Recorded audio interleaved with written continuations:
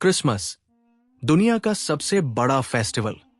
ये इतना बड़ा फेस्टिवल है कि मुसलमानों की ईद जितना पैसा 10 साल में बनाती है, उससे भी ज्यादा पैसा क्रिसमस के सिर्फ 1 साल में बनता है।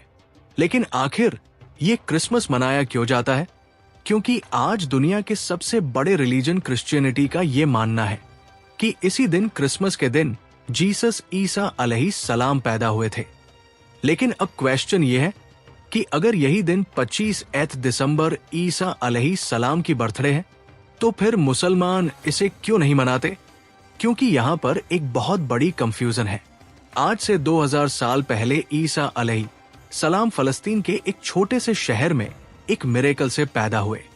ये वो जमाना था जब फलस्तीन में तो यहूदी आबाद थे ही, लेकिन यहाँ पर यहूदियों की हुकूमत नहीं थी।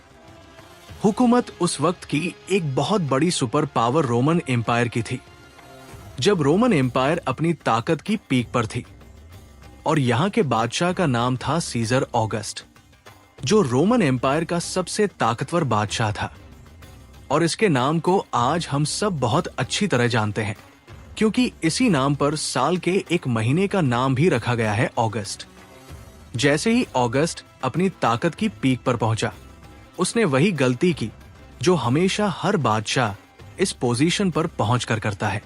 ऑगस्ट अपने आप को एक आम इंसान की बजाय एक खुदा गॉड कहलवाने लगा और पूरे रोमन एम्पायर में लोगों से अपनी इबादत करवाने के लिए अपने नाम के टेम्पल्स बनवाए।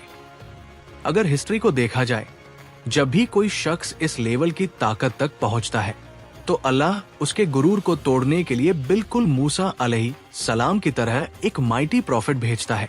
तो इसी सीजर ऑगस्ट के दौर में ईसा अलैहिस्सलाम पैदा हुए। ईसा अलैहिस्सलाम भी यहीं पर रोमन एम्पायर के अंडर फलस्तीन में यहूदियों के साथ बड़े हुए।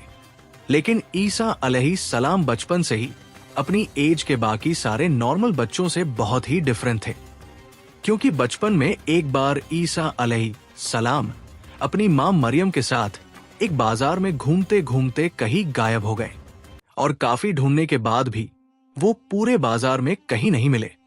तो आखिर उनकी मां उन्हें ढूंढते ढूंढते यहूदियों के एक टेम्पल की तरफ गई, जहां पर उन्होंने देखा कि यंग ईसा अलैहिस्सलाम उस वक्त के बड़े यहूदी उलमा के साथ डिबेट कर रहे थे। और उनके क्वेश्चंस को सुनकर यहूदी स्कॉलर्स के चेहरे बिल्कुल गुस्से से भरे हुए थे, क्योंकि उनके सामने ऐसे क्वेश्चंस करने की अब तक किसी में जुर्रत नहीं थी। इसी तरह ईसा अलैहिस्सलाम फलस्तीन में बड़े होते गए और आगे जाकर उन्हें अल्लाह की तरफ से एक बहुत ही यूनिक पावर मिली, जिसमें वो किसी भी बीमार शख्स को सिर्फ एक उंगली के टच से बिल्कुल ठीक कर देते थे। और अपनी इस पावर को यूज करके ईसा अलैहिस्सलाम गरीब लोगों की मदद करने लगे। और जैसे जैसे लोगों को ईसा अलैहिस्सलाम की इस ताकत का पता चला, तो वो दूर दूर से ईसा अलैहिस्सलाम के पास आने लगे।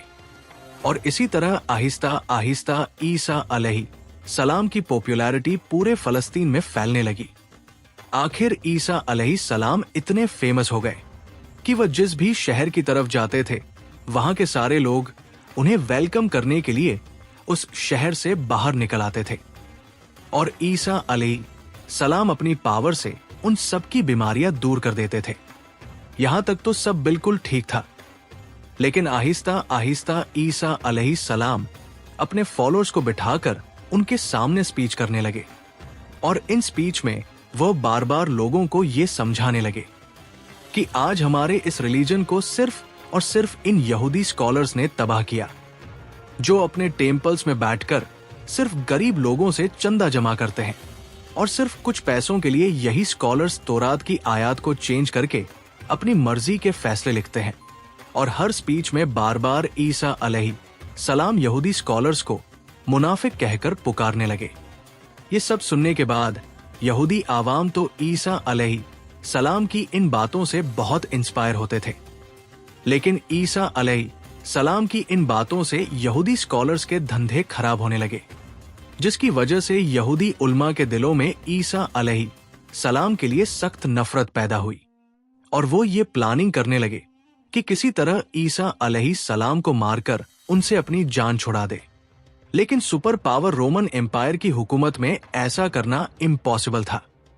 लेकिन ये सब भी बहुत जल्द बदलने वाला था, क्योंकि आहिस्ता आहिस्ता ईसा अलैहि सलाम फलस्तीन में इतने फेमस हो चुके थे कि वो फलस्तीन में जहां भी जाते थे हजारों लोगों का क्राउड उन्हें देखने के लिए जमा हो जाता था। आखिर एक दिन ईसा अलैहि सलाम फलस्तीन के कैपिटल जेरूसलम की तरफ गए। जब लोगों को इस बात का पता चला तो हजारों लोग उनको वेलकम करने के लिए सिटी से बाहर निकल आए और उनकी सवारी के सामने खजूर के दरख्त की शाखें फेंकने लगे, जो उस जमाने में हाईएस्ट रिस्पेक्ट दिखाने का एक तरीका था। रोमन एम्पायर के जनरल्स ये सब देखकर हैरान हो गए कि आखिर ये कौन आ रहा है जिसे लोग बिल्कुल एक बादशाह की तरह रिस्पेक्ट दे रहे हैं। नाउ ईसा अलैहि सलाम की ताकत को देखकर रोमन एम्पायर के जनरल्स उनसे डरने लगे और यहूदी उल्मा तो उनसे पहले ही नफरत करते थे। तो अब ये दोनों मिलकर ईसा अलैहि सलाम को मारने की साजिश करने लगे, जिसके बाद ईसा अलैहि सलाम ने अपने सबसे क्लोज 11 या 12 फॉलोअर्स के साथ अपना आखिरी डिनर किया और फिर अल्लाह ने उन्हें आसमान की तरफ उठा लिया। लेकिन क्रिश्चियंस का मानना है कि इसके बाद उन्हें मार दिया गया। अब ईसा अलैहि सलाम तो दुनिया से चले गए, लेकिन यहां फलस्तीन में उनके 11 फॉलोअर्स ने फैसला किया कि वो ईसा अलैहि सलाम की टीचिंग्स को पूरी दुनिया तक पहुंचाएंगे। तो सबसे पहले इन फॉलोअर्स ने यहूदियों को कन्वेंस करने की कोशिश की, लेकिन ऑफ कोर्स यहूदियों ने ईसा को नहीं माना, तो वो इनको क्या मानेंगे। तो ये फॉलोअर्स यहूदियों को छोड़कर दुनिया के बाकी लोगों तक ईसा अलैहि सलाम का मैसेज पहुंचाने लगे और यहूदियों के बिल्कुल अपोजिट बाकी दुनिया में क्रिश्चियनिटी बहुत तेजी से फैलने लगी और नए फॉलोअर्स में से एक का नाम सेंट पॉल था। आज की दुनिया की क्रिश्चियनिटी में सेंट पॉल का सबसे बड़ा रोल है, क्योंकि पॉल से पहले लोग ईसा अलैहि सलाम को सिर्फ एक पैगंबर और अल्लाह का बंदा समझते थे। लेकिन पॉल ने पहली बार दुनिया में ये कॉन्सेप्ट लाया कि ईसा अलैहि सलाम कोई आम इंसान नहीं, बल्कि अल्लाह के बेटे और खुद भी एक खुदा थे। आज पूरी दुनिया के क्रिश्चियन ईसा अलैहि सलाम को खुदा मानते हैं और इस सब की शुरू इसी पॉल से हुई थी। हालांकि पॉल अपनी पूरी जिंदगी में ईसा अलैहि सलाम से कभी मिला ही नहीं था। पॉल और उसके फॉलोअर्स की वजह से Aahista Aahista Christianity Roman empire में फैलती गई। लेकिन यहां पर मसला यह था कि रोमन एम्पायर का रिलीजन क्रिश्चियनिटी के बिल्कुल ऑपोजिट था और वो उस जमाने में जुपिटर की इबादत किया करते थे। तो रोमन एम्पायर की इस आवाम को इम्प्रेस करने के लिए उस जमाने के क्रिश्चियन ने अपने रिलीजन में कुछ चेंजेज किए। नंबर 1, उन्होंने ईसा अलैहि सलाम के नाम को चेंज करके एक कॉमन रोमन नाम रखा, जो आज इंग्लिश में जीसस बन चुका है। नंबर 2, रोमन एम्पायर के लोग ज्यादातर यूरोपियंस थे, मतलब बिल्कुल गोरे थे, और ईसा अलैहि सलाम फलस्तीन के होने की वजह से थोड़े ब्राउनिश थे, और उस जमाने के वाइट लोग अपने आप को बाकियों से बहुत ऊपर समझते थे। तो आप इन्हें इम्प्रेस करने के लिए उस जमाने के क्रिश्चियंस ने जीसस की पेंटिंग्स बनाना शुरू की, जिसमें जीसस को बिल्कुल यूरोपियन की तरह वाइट दिखाया गया। क्रिश्चियनिटी में इन चेंजेज की वजह से Aahista Aahista Christianity Roman empire में बहुत तेजी से फैलने लगी और क्रिश्चियंस इतने बढ़ गए कि रोमन एम्पायर के बादशाहों ने सोचा कि अगर क्रिश्चियंस ऐसे ही बढ़ते गए तो ये तो हमारे रिलीजन जुपिटर के रिलीजन को बिल्कुल खत्म कर देंगे। तो आखिर रोमन एम्पायर के बादशाह ने फैसला किया कि अब क्रिश्चियनिटी को फैलने से रोकने के लिए हमें सारे क्रिश्चियंस को मारना होगा। जिसके बाद रोमन एम्पायर ने क्रिश्चियंस पर ऐसा जुल्म किया कि इस जुल्म को कुरान में भी डिस्क्राइब किया गया है कि जब रोमन एम्पायर के बादशाह के जुल्म से कुछ यंग लड़के भागकर एक गार केव में छुप गए और वहीं पर अगले 300 साल तक सोते रहे। रोमन एम्पायर के इस सारे जुल्म के बाद भी क्रिश्चियंस अपने रिलीजन से पीछे नहीं हटे, बल्कि इन सारे जुल्मों से क्रिश्चियनिटी और भी तेजी से फैलने लगी और दुनिया के हर कोने तक पहुंचने लगी, यहां तक कि ये रिलीजन पहली बार इंडिया तक भी पहुंच जाए। आखिर ईसा अलैहि सलाम के 300 साल बाद क्रिश्चियनिटी इतनी पावरफुल हो गई कि रोमन एम्पायर के एक बादशाह कॉन्स्टेंटिन द ग्रेट ने अपने रिलीजन को छोड़कर क्रिश्चियनिटी में कन्वर्ट हो गए। तो अब जब बादशाह ही क्रिश्चियन बन गया तो रोमन एम्पायर के सारे हालात बिल्कुल बदल गए और अब तक जो जुल्म क्रिश्चियंस पर किया जाता था उससे भी ज्यादा जुल्म जुपिटर के रिलीजन के फॉलोअर्स पर किया जाने लगा, क्योंकि उस जमाने का रूल था कि जो रिलीजन बादशाह का होगा वही पब्लिक का भी होगा। तो अब रोमन एम्पायर अपने पुराने रिलीजन को जबरदस्ती दुनिया से खत्म करने लगे। लेकिन यह भी कोई आसान काम नहीं था, क्योंकि जुपिटर को मानने वाले भी इतनी आसानी से अपना रिलीजन छोड़ने वाले नहीं थे। तो अब यहां पर अगेन रोमन एम्पायर ने क्रिश्चियनिटी को दोबारा बदलने की कोशिश की और अपने पुराने और नए रिलीजन को एक दूसरे के साथ मिक्स करने लगे। और यहीं से पहली बार क्रिसमस का कॉन्सेप्ट आया। जैसे कि रोमन एम्पायर के रिलीजन में हर साल दिसंबर में अपना सबसे बड़ा फेस्टिवल सैटर्न मनाते थे, जिसमें वह अपने खुदा सैटर्न की इबादत करते थे। और उनके इस फेस्टिवल में एक चीज सबसे इंपॉर्टेंट थी पाइन ट्रीज, क्योंकि दिसंबर में यूरोप की सर्दी की वजह से सारे दरख्त बिल्कुल सूख जाते थे और सिर्फ पाइन ट्री अपनी जगह पर मजबूती से खड़ी रहती थी, जिसे वो एक बहुत ही होली चीज समझते थे। और हर फेस्टिवल में इसी दरख्त के एक शाख को अपने घर में लाकर सजाते थे।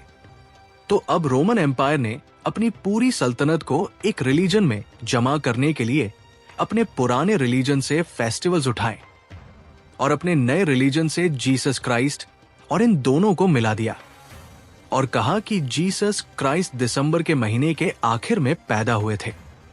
और सारे क्रिश्चियंस को हुक्म दिया कि इस दिन को 25 दिसंबर को बिल्कुल पुराने रिलीजन की तरह जीसस क्राइस्ट की बर्थडे मानकर सेलिब्रेट किया जाए। और इसी तरह इन दोनों रिलीजियस को मर्ज करने के बाद आप पूरी रोमन एम्पायर क्रिश्चियनिटी में कन्वर्ट हो गई। लेकिन आज दुनिया का कोई मुसलमान भी इस दिन को सही नहीं मानता और कुरान में भी ईसा अलैहि सलाम की पैदाइश की स्टोरी बिल्कुल अपोजिट है, क्योंकि कुरान में है कि जब ईसा अलैहि सलाम पैदा हो रहे थे तो उनकी मां मरियम के पास सिर्फ एक खजूर का दरख्त था, जिस पर उन्हें हुक्म दिया गया कि घबराओ मत और इस खजूर के दरख्त को हिलाओ ताकि कि इससे तुम्हारे लिए ताजा खजूर गिर सके और तुम्हें ताकत मिले। खजूर का दरख्त अब मसला ये है कि दरख्त पर खजूर तभी बनते हैं जब सख्त गर्मी का मौसम हो। अकॉर्डिंग टू कुरान ईसा अलैहि सलाम की पैदाइश जरूर गर्मी के महीनों में हुई होगी और दिसंबर का तो कोई सवाल ही पैदा नहीं होता। और ये सिर्फ कुरान में ही नहीं बल्कि क्रिश्चियन भी ये मानते हैं कि उन्हें ईसा अलैहि सलाम की पैदाइश के सही दिन का पता नहीं। जो भी हो, अब पूरी रोमन एम्पायर क्रिश्चियनिटी में कन्वर्ट हो चुकी थी और जैसे ही रोमन एम्पायर के लोग क्रिश्चियंस बने, ये वही टाइम था जब अल्लाह ने अस्बे कफ को अपनी लंबी नींद से उठाया और उन्होंने उठकर एक दूसरे से पूछा कि हम ज्यादा से ज्यादा कितने वक्त तक सोए होंगे। तो उनमें से एक ने कहा कि 1 या आधा दिन। लेकिन जब वो बाहर निकले उन्हें पता चला कि यहां तो सब कुछ बिल्कुल बदल चुका है। इसके बाद क्रिश्चियनिटी दुनिया का सबसे बड़ा रिलीजन बना और आने वाले वक्त में Roman empire, British empire, Spanish empire की वजह से आज तक क्रिश्चियनिटी दुनिया का सबसे बड़ा रिलीजन है और क्रिसमस दुनिया का सबसे बड़ा फेस्टिवल, जिसमें हर साल पूरी दुनिया से लोग $1 ट्रिलियन से भी ज्यादा पैसा खर्च करते हैं, जो हर साल के ईद से 10 गुना ज्यादा पैसा है। लेकिन ये हमेशा से ऐसा नहीं था। क्रिसमस पहले के जमाने में सिर्फ एक छोटा सा फेस्टिवल था जिसमें लोग चर्च में जमा होकर अल्लाह और ईसा अलैहि सलाम को याद किया करते थे। लेकिन आहिस्ता आहिस्ता लोग इस सब से बोर होने लगे। तो अब लोगों को दोबारा क्रिसमस की तरफ अट्रैक्ट करने के लिए कुछ लोगों ने क्रिसमस के इस फेस्टिवल में नई चीजें ऐड की, जैसे कि म्यूजिक, गाना, शराब। और क्रिसमस के इस फेस्टिवल में जो सबसे बड़ा एडिशन किया गया वो था सेंटा क्लॉज, जो पुराने जमाने में एक real Christian scholar saint Nicholas थे। जो अपनी जनरस की वजह से पूरे क्रिश्चियंस में मशहूर थे। आज से 150 साल पहले जब पहली बार सांता क्लॉज को इंट्रोड्यूस कराया गया, तो वो ज्यादातर ग्रीन या ब्लू कपड़े पहनकर बच्चों को गिफ्ट दिया करते थे। लेकिन ऐसा कोका कोला सांता क्लॉज को अपने एड्स में यूज करने लगा और इसके कपड़ों को ग्रीन कलर से बदलकर बिल्कुल अपने बॉटल्स की तरह रेड और व्हाइट बना दिया। आज क्रिसमस पूरी दुनिया का सबसे बड़ा फेस्टिवल है, जो सिर्फ क्रिश्चियन कंट्रीज में नहीं बल्कि चाइना और इंडिया जैसी बड़ी कंट्रीज में भी मनाया जाता है, जिसकी वजह से क्रिसमस के फेस्टिवल में पूरी दुनिया से $1 ट्रिलियन से भी ज्यादा का बिजनेस होता है। और ये $1 ट्रिलियन इतना ज्यादा पैसा है कि अगर मुसलमानों की 10 साल की ईदों को भी मिला दिया जाए, तभी वो 1 साल के क्रिसमस से कम बनते हैं। For more content please subscribe Adeeb Siddiqui.